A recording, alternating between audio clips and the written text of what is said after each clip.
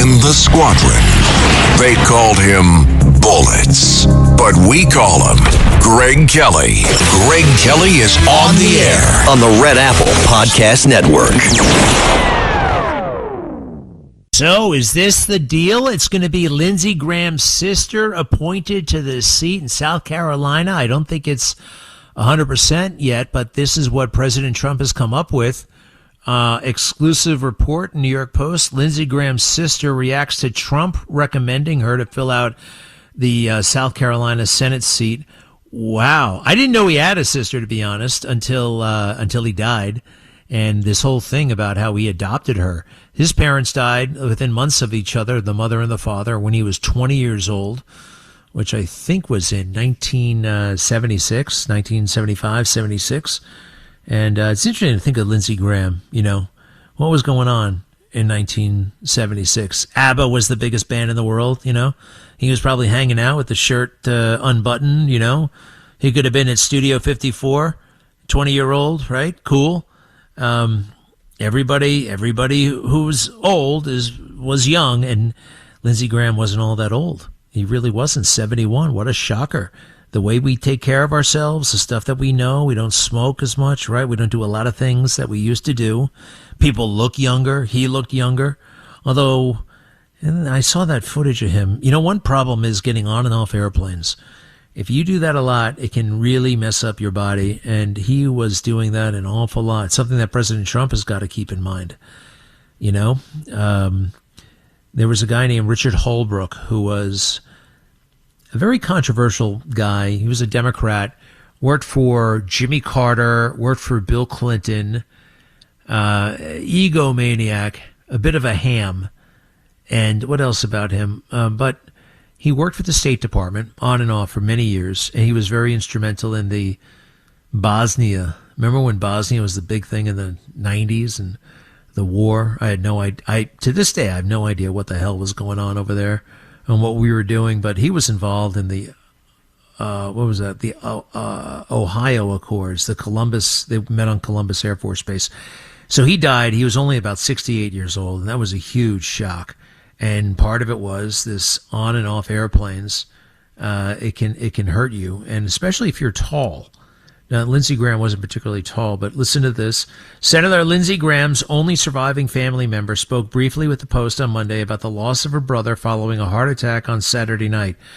President Trump recommended Graham's wonderful sister to serve as the interim senator until a special election can be held. Actually, I'm just kind of like devastated right now, said Darlene Graham Nordone in a brief phone call when reached minutes after Trump's endorsement. Let's see here. South Carolina Republican Governor Henry McMaster will be choosing that replacement. He's scheduled to make a 4 o'clock press conference making that announcement.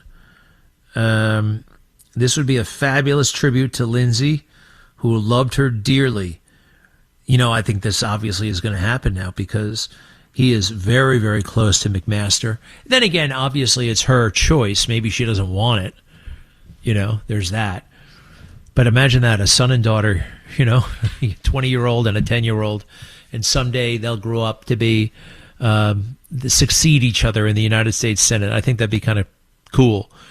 Congressman Joe Wilson agreed and told the Post that he has known the late Senator South Carolina's sister for years, and she's a constituent of mine in Lexington County. I have faith in Governor McMaster that he will make the right decision, but I will support the president's recommendation. Little bit of intrigue there. I would love to see Ms. Yvette, Lieutenant Governor Yvette. Now, she was endorsed by President Trump to be South Carolina governor. She's a lieutenant governor right now. I talked to her just before the race. She lost rather decisively. I was surprised to see that. Preliminary findings from the Washington, D.C. Medical Examiner's Office determined that Lindsey Graham died of a ruptured aorta brought on by chronic heart disease. Emergency responders arrived at the Republican senator's home at about 8:30 at night after getting a call about an individual suffering from chest pains.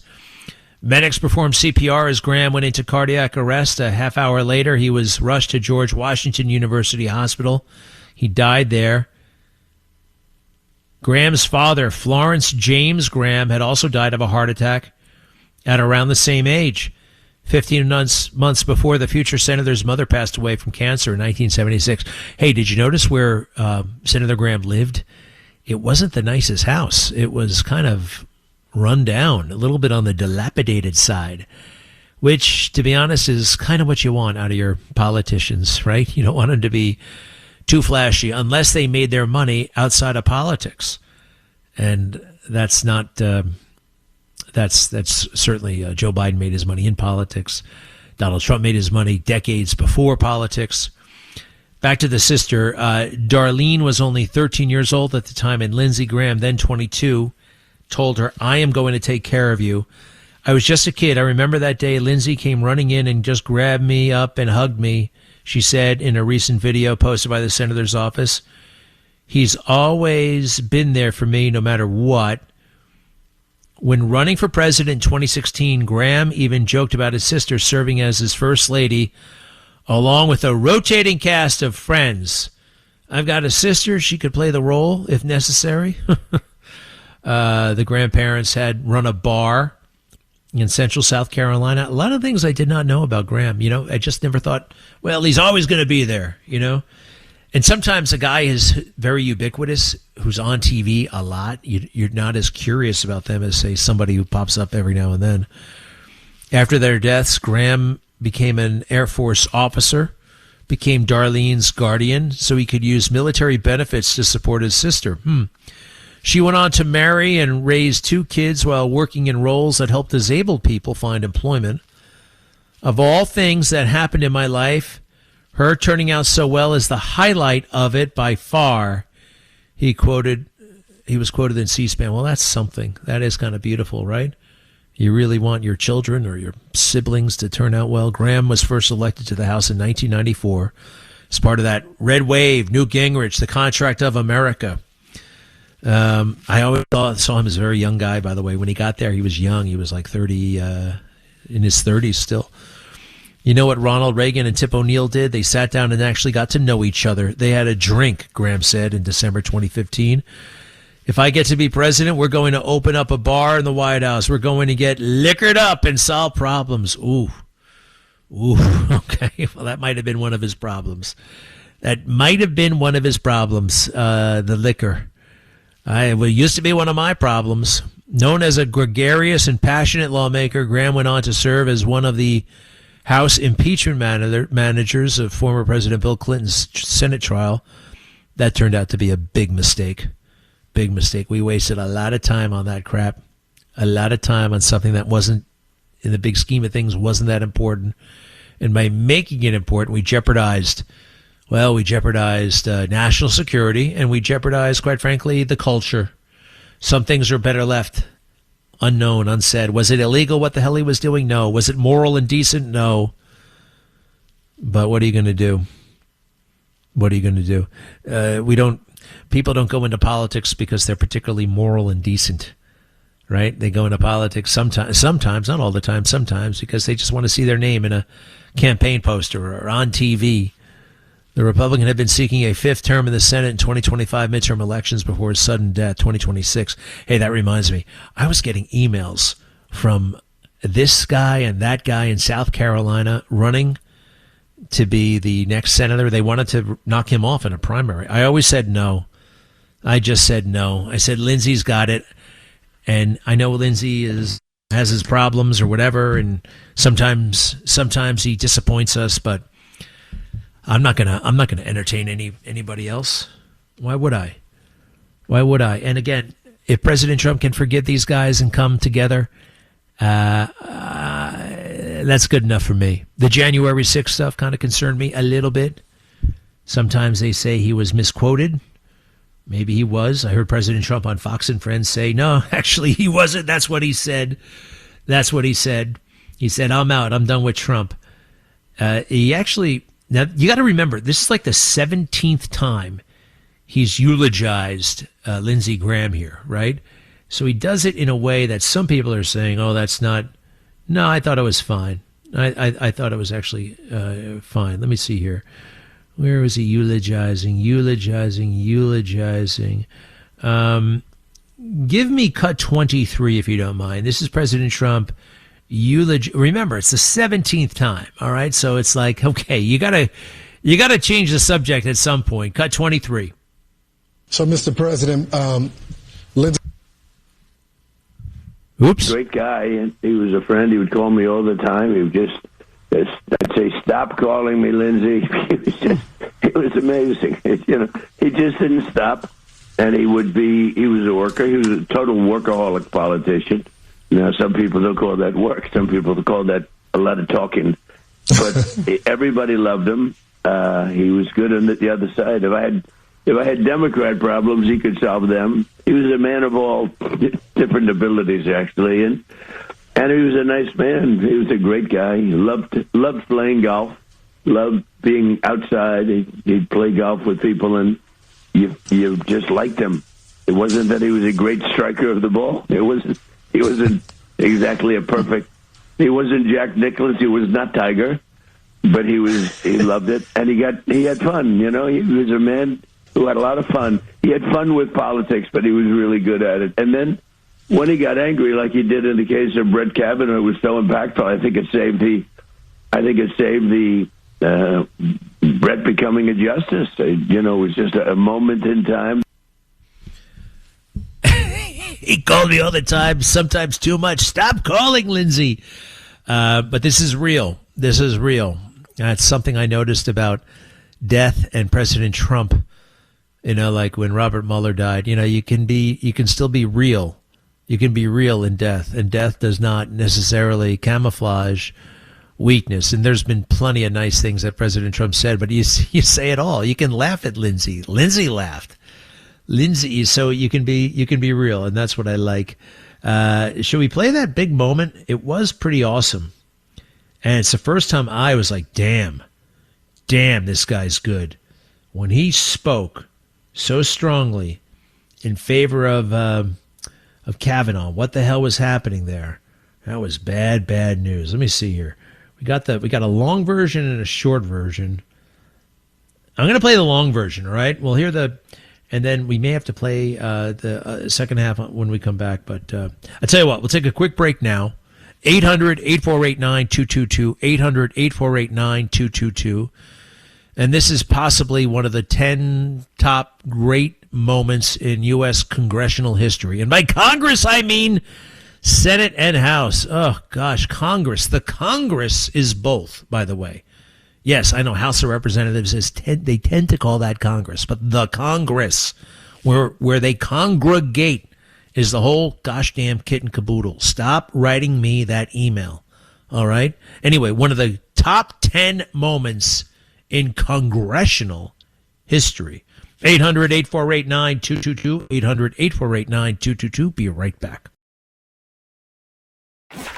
Get ready, Staten Island. The Ferry Hawks are back at SIUH Community Park July 7th to the 12th for a 6-game series against the High Point Rockers. Tonight, first pitch is at 6:30. It's Thirsty Thursday with $5 Bud and Bud Light Drafts. Friday, July 10th, first pitch is at 7 p.m. May the Force be with you on Star Wars Night with post-game kids glow around the bases with special lightsaber training packs. Visit ferryhawks.com now to lock in your seats. Greg Kelly On the Red Apple Podcast Network. It's kind of longish. Let's warm up with it though, okay? You probably saw it, but nobody plays the entire kind of the money. Some of the money stuff is not what's being picked up. All right, Lindsey Graham calling out the Democrats on the Judiciary Committee, and thank God he did that. If Lindsey Graham, if Brett Kavanaugh had gone down, if he hadn't gotten confirmed, I wouldn't be here right now. I would not. Good chance I wouldn't even be alive right now. You ready? All right, go with that, please. If you wanted an FBI investigation, you could have come to us. What you want to do is destroy this guy's life, hold this seat open, and hope you win in 2020. You've said that, not me. You've got nothing to apologize for. When you see Sotomayor and Kagan, tell them that Lindsey said hello, because I voted for them. I would never do to them what you've done to this guy. This is the most unethical sham since I've been in politics. And if you really wanted to know the truth, you sure as hell wouldn't have done what you've done to this guy. Are you a gang rapist? No. I cannot imagine what you and your family have gone through. Boy, y'all want power. God, I hope you never get it. I hope the American people can see through this sham. That you knew about it and you held it. You had no intention of protecting Dr. Ford. None. She's as much of a victim as you are. God, I hate to say it because these have been my friends. But let me tell you, when it comes to this, you're looking for a fair process. You came to the wrong town at the wrong time, my friend. Do you consider this a job interview? The advice and consent role is like a job interview. Consider that you've been through a job interview. I've been through a process of advice and consent under the Constitution. Which Would you say you've been through hell? I've been through hell and then some. This is not a job interview. Yeah. This is hell. This is going to destroy the ability of good people to come forward because of this crap. Your high school yearbook. You have interacted with professional women all your life, not one accusation. You're supposed to be Bill Cosby when you're a junior and senior in high school. And all of a sudden you got over it. It's been my understanding that if you drug women and rape them for 2 years in high school, you probably don't stop. Here's my understanding. If you lived a good life, people would recognize it, like the American Bar Association has the gold standard. His integrity is absolutely unquestioned. He is the very circumspect in his personal conduct, harbors no biases or prejudices. He's entirely ethical, is a really decent person. He is warm, friendly, unassuming. He's the nicest person. The ABA. And one thing I can tell you, you should be proud of. Ashley, you should be proud of this. That you raised a daughter who had the good character to pray. Uh-oh. We lost it? No. You're legitimizing the most despicable thing I have seen in my time in politics. You want this seat? I hope you never get it. I hope you're on the Supreme Court. That's exactly where you should be. And I hope that the American people will see through this charade. And I wish you well. And I intend to vote for you. And I hope everybody who's fair-minded will. Wow. Well, that is a hell of a man who said that. Lindsey Graham.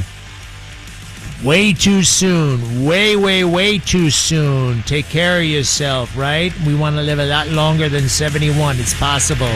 All right.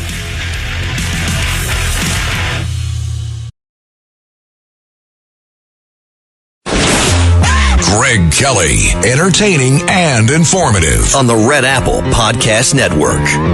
Now I'm going to have to say something. I want these municipalities, there's got to be something that says that 911 calls and transcripts should not be released to the public less than, 24 hours after the call comes down? We already have the 911 call. And this is a violation of somebody's privacy.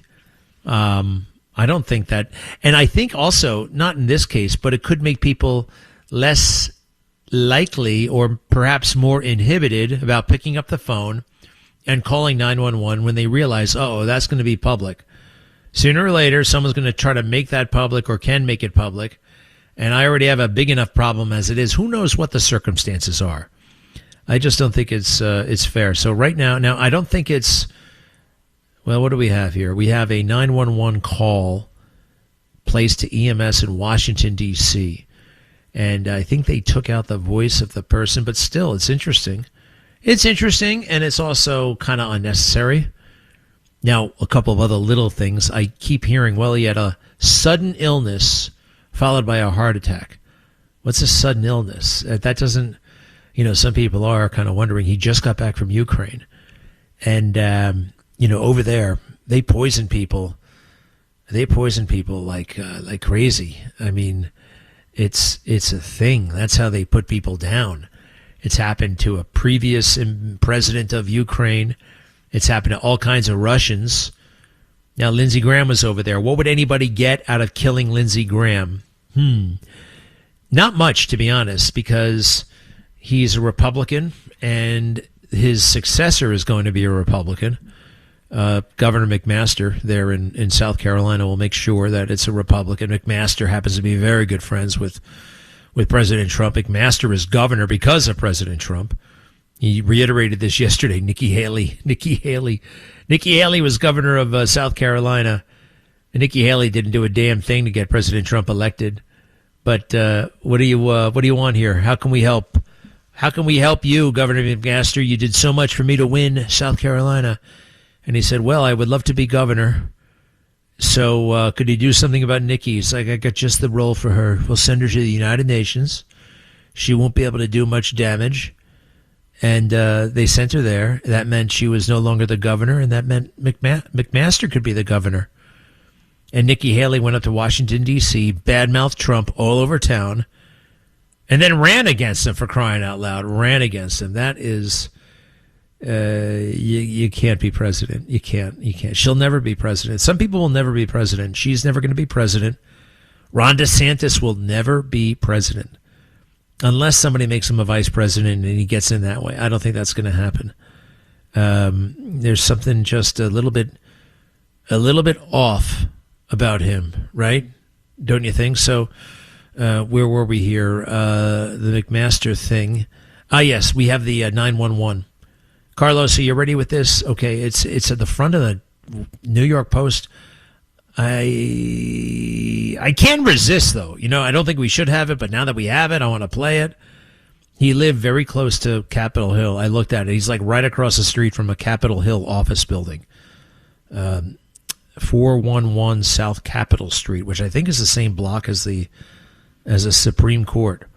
But a bit of a dumpy place, a little bit of a dumpy place. But this is a man who didn't care about material things. He cared about the country. Are we ready, Carlos? Thank you. Responding to intercept at 7 on scene, cardiac arrest, 414 South Capitol Street, Southeast. What? EMS 6 response to intercept medic 7 with cardiac arrest. 73-year-old male. At 414 South Capitol Street, Southeast, that channel 311-2054.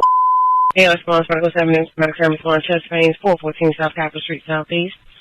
ALS response, medical intercept medical 7 response for chest pains, 414 South Capitol Street, Southeast. Okay, well, that's the dispatcher. She's speaking very, very fast, but those guys are good speaking on the radio. You got to speak in just that way, just in an authoritative, confident way, and they can write it all down. 414 South Capitol, 73-year-old man with chest pains. Happened to be 71-year-old. I can see, they just ask, hey, how old is the guy? 73. Whoever was with him, apparently a friend. He talked to President Trump, and then a little while later, a friend came over, a female friend, and then he started having these problems. Where do we go from here? McMaster, the governor, will be having a press conference at 4 o'clock. I'm hoping it's Yvette, Lieutenant Governor Yvette. But then again, President Trump just came out in favor of the sister. Then again, that might have been just wouldn't it be nice if it was the sister? I remember when Rush Limbaugh died, he was putting out all kinds of possible names, who would be a good successor. Maybe Don Jr., maybe me, that kind of thing. He actually said he couldn't do it. He didn't want to do it. 3 hours. 3 hours is a long time. It's a long time, and it kind of took over Rush's life. Thank God it did. He was so good.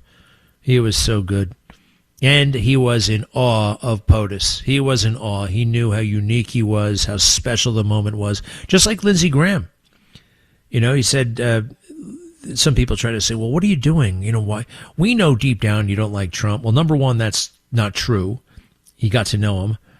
And number two, what an amazing opportunity. He talks to everybody. Everybody. Why cut yourself off in the bubble? Every president complains about the bubble, but then they fall prey to the bubble. Well, you don't have to do it. It's your choice. And he chose otherwise. Let's see, a couple of other little things here that I think we should get to. BB was on over the weekend on Sid's show. That's great. I do want to point this out. Now that Colbert is gone, there's this woman, I guess it's a woman. No, now it's a man. She was Ellen Page, and now she's Elliot Page. She became a man, transgender. And this individual is really out there trying to pull the country, the culture, off a cliff. I don't think there's that much of a danger of it, but it's fascinating to me that she could be in a room in front of Colbert and about 1,000 people and listen to how they're eating out of her hands when she's saying like one outrageous thing after the next. One thing that doesn't make sense. One untrue thing after the next. Saying it with such certitude and such attitude. And here's a little trick of the trade. Young people do it all the time. Oh, some older people do it too. Bill Maher, right? In public, they'll use the F word. You know, oh, well, that's freaking not true. Oh, well, I'm going to have to call BS on that. But they actually say the word. And the audience goes nuts. And everybody loves it. And all that's happened is they used a bad word on television, which to this day people aren't really accustomed to, right? They just don't expect that. And when it happens, it like silences a room. It shocks people. Strangely enough, it still shocks people. It actually works. So here's Ellen Page, this silly actress who was in that terrible movie Juno. Anybody ever see that? Terrible. They're all terrible now. I haven't seen a good movie in a long time. Well, I saw Citizen Vigilante. Anybody see that? With Armie Hammer? Wow. All right, everybody. Watch out for young women with attitudes because they have a lot of power. Unless you can learn from Trump. Remember Greta Thunberg? That woman became powerful by just yelling and screaming and being young and female. Cut 26, please. Cut 26. We need superheroes. Do you see what I'm saying? It's like the urgency would be so severe, and instead it's like we have a media that's barely talking about it. Climate change. We have a media that's saying it's a debate whether or not what just happened to Jussie Smollett is a hate crime. It's absurd. Mm-hmm. This isn't a debate. I agree. He's intimidated. In terms of connecting the dots, in terms of what happened the other day to Jussie, I don't know him personally. I sent all of my love. I knew Connect the dots. This is what happens. If you are in a position of power and you hate people and you want to cause suffering to them, you go through the trouble. You spend your career trying to cause suffering. What do you think is going to happen? Kids are going to be abused and they're going to kill themselves. And people are going to be beaten on the street. Wow. Laying it on a little bit thick. I have traveled the world and I have met the most marginalized people you could meet. I am lucky to have this time and the privilege to say this. This needs to stop. What? What exactly? Jussie Smollett? Jussie Smollett, the fraudster? Climate change? This is Trump derangement. They work themselves into this kind of frenzy that he is this threat and that he represents all things terrible. And it is the opposite. I understand sometimes he's rough around the edges. Sometimes, but he is the most pro-American, pro-decency. It's decent. Some people, if only he could be, he's shattered our norms. No. He's just fighting. He's just fighting for himself and for the presidency. When I was growing up, I remember it so well. Everybody all day long on the news would beat up on the president. They would just beat up on the president. Cartoonists in the newspaper, right? You'd see those things, and then talk shows, and then op-eds in the New York Times, millions and millions and millions of words ridiculing the president, second-guessing the president, everything. And what would the president do? Give a speech every now and then? How could he fight back? He's muted, almost neutered. Well, this president said, no, I'm not. I'm going to fight on all. I'm going to use everything at my disposal. Times have changed. You have some of the most, celebrated people in American culture. Say a De Niro can get on stage and say, F Trump, right? And that's applauded. Well, I think that gives him a lot more optionality, right, in responding. Don't you? I think it's all right. Now, 71, remember, is not old. Everybody's shocked that Lindsey Graham was just 71. 71. Oh, my God, 71. When I was growing up, 71 is when you died. It's when you died. I remember when Jackie Gleason died. I was in high school. He was 73 years old. That seemed ancient at the time. Ancient. I look back now, 73. So young. If you die before 80, there's no reason to die before 80 these days. Well, unless you're shot or something like that, or you get hit by a bus. But the technologies that are around, you can keep yourself healthy. Pretty much. There's a way to do it. But everyone's shocked. Nobody would have been shocked just a few years ago. This is Richard Russell, Senator Richard Russell. Now, number one, he looked like he was 90. He looked like he was 90. Lyndon Johnson looked like he was 85.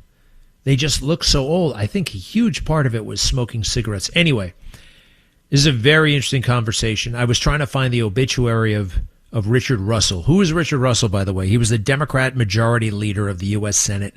Very, very powerful for many, many years. The Russell Senate Office Building, maybe you heard of it. And he was very tight with LBJ.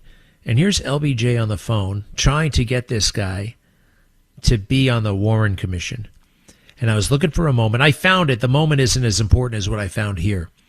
This is LBJ trying to convince his old friend to be on the Warren Commission. This is right after JFK was shot. And LBJ says something in the middle of it that really, it literally woke me up right out of bed. I was kind of dozing off looking for these clips. And then I heard something that rocked my world. President Johnson with Dick Russell on tape, cut 18, November 1963. Hoover tells me all three of these shots were aimed for the president. And that this telescopic sight would bring this thing up where you could shoot a man as easy as you get a man sitting talking to you. I thought it was just $7 thing. Well, it was a $21 gun, but he said he looked through the telescopic sight himself and said, Mr. President, I could hit a man on that street going 20 miles an hour as easy as I could hit you sitting talking to you. That's his language. Okay, now. Well, I really, Mr. President, unless you, unless you really think it'd be something, I know it would be. It'd save my life. I don't want to say that. I know you don't want to do anything, but I want you to, and I think that this is important enough, and you'll see why. Well, now, Mr. President, I know I don't have to tell you my devotion to you, but I just can't serve on that commission. I'm highly honored you think about it in connection with it, but I couldn't serve there with Chief Justice Warren. I don't like that man, and I don't have any confidence in him, though I doesn't want to do it. Great man in the United States today than almost anyone. And so you get John Stennis. He's Dick has already been announced, and you can serve with anybody for the good of America. And this is a question that has a good many more ramifications than on the surface. And we got to take this out of the arena where they're testifying as Khrushchev and Castro did this and did that, and kicking us into a war that can kill 40 million Americans in an hour. And you'd put on your uniform in a minute. Now, the reason I ask Warren is because he's the Chief Justice of this country, and we've got to have the highest judicial people we can have. The reason I ask you is because you have that same kind of temperament. All right, stop. Stop. You catch that? This is going to go in a way that we don't want it to go. People are going to be pointing at Khrushchev and Castro and demanding a war, and 40 million people. So it does, and I was somewhat familiar with this sentiment that they couldn't have people focusing on the Russia connection, the Soviet connection with Oswald, because, and who knows, maybe they were. But right there, he says, we can't have this go in that kind of direction. And that's why I need a heavyweight like you, Richard Russell, not just some backbencher. You know, this guy, the big shot, the big kahuna, whether he was the majority or minority, I don't know. He was a Democrat from Georgia. And you know who else he was very close with? Jimmy Carter, by the way. He didn't want to serve. Ultimately, he did serve. Is that part of the cover-up right there? I think we just heard the seeds of the cover-up. I also have this. President Trump wanted to drop a big one on Barack Obama this morning. He came this close and then pulled back. I'll have that right when we come back. 800-848-9222. What was he talking about here? It's pretty intriguing. He's like, I'm about to say something about it. No, I think I'll wait for another day. What's going on there? It's good stuff. 800-848-9222. 800-848-9222. Hey, many thanks to Mercedes-Benz of Edison. That was a trip. Doug Wells, thank you, sir. And we'll do it again soon. All the best. Greg Kelly, entertaining and informative on the Red Apple Podcast Network. But if you look, for 47 years, they've been tapping people along, presidents. Every president got tapped along, didn't do anything, and they became more and more powerful. This should have been done 47 years ago. Shouldn't have been allowed to start. But Clinton let him go, and Bush let him go. Everybody let him go, and Obama was the worst of all because Obama actually went to their side. Obama, because, you know, he's a... Well, let's not say. Let's leave that for another time. He was terrible. All right, and stop. What was that? What was he going to say? He went to the other side because he was... let's leave that for another day. He's got something. I wonder what the hell it is. That was good. Very, very intrigued. Nate, hello. Yeah, can you hear me okay? Yep. Okay. So, very briefly on Lindsey Graham, I don't mean to disrespect the dead, but... Well, then you might not want to say anything else. I knew you were going to say something nasty about him. Ay. Well, I am curious. What's your beef? Okay, well, in the press, I've heard him described as being someone in favor of the national interest and looking out for the country as a whole. But you have to remember, he's one of the lead architects of the Iraq War. And, he got us involved in that war. I don't think you could call him the lead architect of the Iraq War. He voted on it. He voted for it. All right? Along with Hillary Clinton and a lot of other stupid people.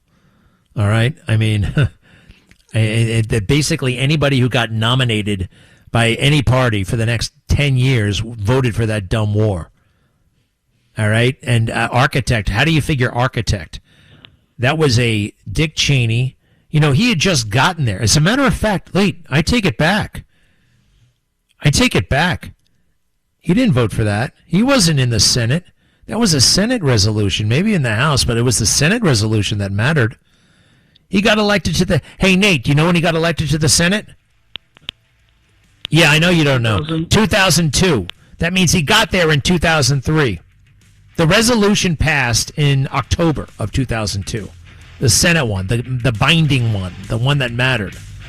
All right, so he wasn't any architect. Look it up, all right? You can look it up. Thank you. All right, nice try. We shall be right back.